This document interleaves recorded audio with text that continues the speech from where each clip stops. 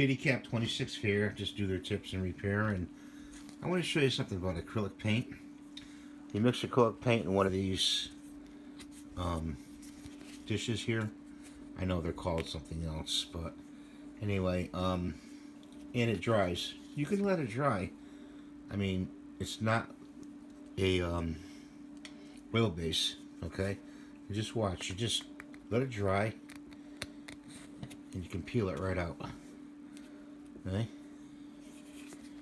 Peel that. You just peel the paint right out to clean it. You can go rinse it in the sink if you want. You just peel the paint right out. Okay? And that's what I want to show you. So with acrylics are great. They're very forgiving, and they show up very nicely on your projects. So you have a nice day, and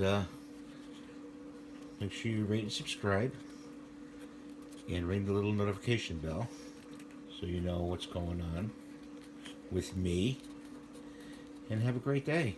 Thanks for watching.